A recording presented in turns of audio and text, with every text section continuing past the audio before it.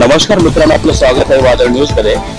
आज आपण पनवेल या ठिकाणी आलेलो आहोत आणि इथे एक आंदोलन उपोषण चालू होतं, कारण की इथे एक घटना घडलेली आहे। एका मुलीवरती त्याने त्या मुलीला खूप मोठ्या प्रमाणात त्रास दिला होता, लग्नाचा आमिष दाखवलं होतं। त्या संदर्भात इथे उपोषण करत आहेत आयुष्यमान प्रभाकर शाबा कांबळे हे इथे आहेत। त्यांच्याशी आपण दोन शब्द बोलून घेत। आपण इथे उपोषण करते आहेत, यांचं काय म्हणणं आहे की यांचा आता लढा कसा चालू असेल त्याबद्दल आपण जाणून घेऊ। माझं नाव Prabhakar Kamble, Republican Party of India इथला पनवेल महानगरपालिका जिल्हा क्षेत्राचे अध्यक्ष। आणि आपल्या मागण्या काय आहेत? ऍक्च्युली जी आमची धम्मा भगिनी होती जिच्यावरती अन्याय झालेला आहे, त्या अन्यायाला वाचा फोडण्यासाठी आम्ही गेले 1-1.5 महिन्यापासून खांदेश्वर पोलीस स्टेशन आणि एसीपी कार्यालय सहाय्यक पोलीस आयुक्त यांच्या माध्यमातून आम्ही अनेकदा त्यांच्याकडे पोलिसांकडे मागणी करत होतो आरोपीला अटक करा म्हणून, परंतु आरोपीला अटक करत नव्हते। कुठेतरी पोलीस प्रशासन आरोपीला सहकार्य करत होतं आणि म्हणून आम्ही प्रश्नावर बसलो। हे प्रकरण आपल्याला कधीपासून आलेलं आहे? साधारणतः 1-1.5 महिना झाला हा प्रकरण माझ्याकडे आला आणि 1.5 महिन्यामध्ये आपण हा विचार करत होतो की बाबा जर संगनमताने जर आरोपी तर सदर पीडित मुलीशी लग्न करत असेल, मुलीची इच्छा होती का त्यांनी माझ्याशी लग्न करावा, सुखाने संसार करावा, आणि त्यासाठी आम्ही तो प्रयत्न करत होतो का त्या मुलाने तिच्याशी लग्न करावं। प्रशांत कांबळे, काय मागण्यात आज ते गेले 3 दिवस प्रभाकर दादांच्या अध्यक्षतेखाली आम्ही या ठिकाणी उपोषण केलं होतं आणि प्रभाकर दादांच्या मागणीनुसार पोलिसांनी आता आरोपीला अटक केलेली आहे। आमची फक्त एकच मागणी आहे की प्रभाकर दादांना पोलिसांनी शब्द दिला की एक आरोपी आम्ही अटक केलाय, परंतु दादांच्या अजून 2 मागण्या बाकी आहेत आणि पोलिसांनी आम्हाला विश्वास दिलाय की आम्ही त्या राहिलेल्या मागण्या कुठल्या? त्या 2 मागण्या म्हणजे असे की त्या मुलाच्या आई आणि वडील यांना देखील आम्ही लवकरात लवकर अटक करण्याची मागणी केलेली आहे आणि ती जर लवकरात लवकर मागणी जर आमची मान्य नाही झाली तर आम्ही पुन्हा प्रभाकर दादांच्या नेतृत्वाखाली या ठिकाणी पुन्हा उपोषण करण्याची आमची तयारी आम्ही दर्शवणार आहोत। पोलिसांचं सहकार्याबद्दल काय बोलू शकतो? पोलिसांचं आम्हाला 3 दिवसांमध्ये मार्गदर्शन चांगलं झालं आणि आता आम्ही त्यांनी जो आम्हाला शब्द दिलेला आहे की आम्ही लवकरात लवकर त्यांना अटक करण्याची विनंती आम्ही त्यांना केलेली आहे। त्यांनी देखील आम्हाला विनंती केली की आम्ही लवकर 2 दिवसात त्या 2 आरोपींना अटक करतो आणि जर त्यांनी नाही केलं तर आम्ही पुन्हा आंदोलन करतो। पोलिसांनी जी आता जी कारवाई केली याच्यावर तुम्ही समाधानी आहात?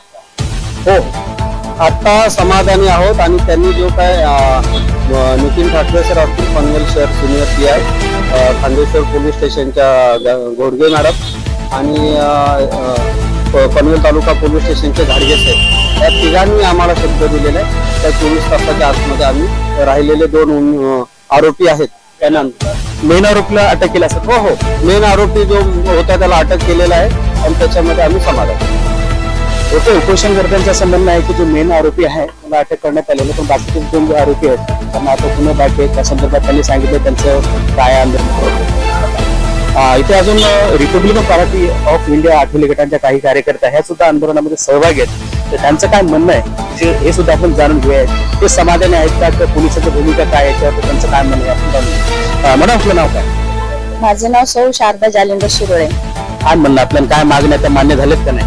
हो, आमच्या मागण्या मान्य झालेल्या आहेत। विशेष करून म्हणजे आमदार प्रशांत दादा काल आले, त्याच्यानंतर आज रामशेठ ठाकूर साहेब आले आणि काल प्रशांत दादांनी जे आम्हाला आश्वासन दिलं होतं ते त्यांनी रात्री पूर्ण केलं आणि आज सकाळी रामशेठ ठाकूर साहेब आले आणि त्यांच्या हाताने प्रभाकर दादा, सुरेंद्र सरते आणि दिनेश दादा यांचं त्यांनी उपोषण सोडलं। त्याच्यामुळे आम्ही त्यांच्यावर विश्वास ठेवूनच ह्या कार्याला स्थगिती दिली। हा, मार्गी लागला ते भेटणार। त्यांना आम्हाला सिनियर साहेबांनी सांगितलं की ह्या क्षणी आम्ही त्यांना अटक करू शकतो किंवा 1 दिवसही लागेल किंवा 2 दिवसही लागतील, पण त्यांना आम्ही अटक करणार। तर यांचं म्हणणं आहे की जे 2 आरोपी आहेत त्याचे काय संदर्भात त्यांचं म्हणणं त्यांना लवकरात लवकर अटक करण्यात यावं। आपल्यापैकी बोलू इच्छिता अजून काही महिला आहेत बोलू इच्छितात? काय नाव? ॲडव्होकेट प्रणाली प्रभाकर कांबळे। हा जो आम्ही आमरण उपोषण केलेला त्याचा मेन ऑब्जेक्टिव्ह जो होता की जो मेन आरोपी आहे, मुख्य आरोपी आहे, त्याला पकडण्यात यावं लवकरात लवकर आणि पोलीस प्रशासनाने त्या गोष्टीची नोंद घेतली आणि आम्हाला सपोर्ट केला आणि मेन आरोपीला अरेस्ट केलं. पण बाकीचे जे 2 आहेत ते ऍब्स्कॉन्डिंग असल्यामुळे पोलिसांनी आम्हाला आज आश्वासन दिलंय की लवकरात लवकर बाकीच्या 2 आरोपींना पकडण्यात येईल. आज सकाळी हो, आज तिसरा दिवस आहे. आज तिसरा दिवस सकाळी मिड मॉर्निंग मध्ये हे आंदोलन थांबवण्यात आलेलं आहे पोलिसांनी इथे आल्यावर आश्वासन दिल्यानंतर. तर महिलांचं असं म्हणणं आहे की यांचे जे काय मेन आरोपी आहे त्याला अटक करण्यात आली असून बाकीचे 2 जे आरोपी आहेत त्यांनाही लवकरात लवकर अटक केली जावी, परंतु त्यांचा पुरतशा हा उपोषण जे आहे मरण उपोषण ते स्थगित झालेलं आहे. जे उपोषण करते प्रभाकर शाबा कांबळे यांनी असं घोषित केलं की त्याच्या मागण्या होत्या त्या मान्य झालेल्या आहेत, पण तरी बघा सांगायला खूप आनंद वाटतो की 3 दिवस कंटिन्यू इथे कुठलाही अन्न पाणी आम्हाला म्हणजे एक गोष्टीचा दुःख आहे की पोलिसांकडनं ताबडतोब आरोपीला अटक करायला पाहिजे होतं, ते त्यांनी केलं नाही. पोलीस प्रशासन आमच्या भावनेशी खेळतोय हे आमच्या लक्षात आलं आणि 3 दिवसाचा आमरण उपोषण केल्यानंतर आम्हाला न्याय मिळाला. हा, प्रश्नच नाही. पोलिसांनी जर ठरवलं असतं तर हे उपोषण करायची वेळ आली नसती. पोलिसांनी बौद्ध समाजाला वेठीस धरलं आणि जर का पोलिसांना न्याय द्यायचंच होतं म्हणजे प्रत्येक वेळा बौद्ध समाजाला उपोषणच करावं लागेल का, आंदोलनं करावे लागतील का, रोडवरच उतरावं लागेल का?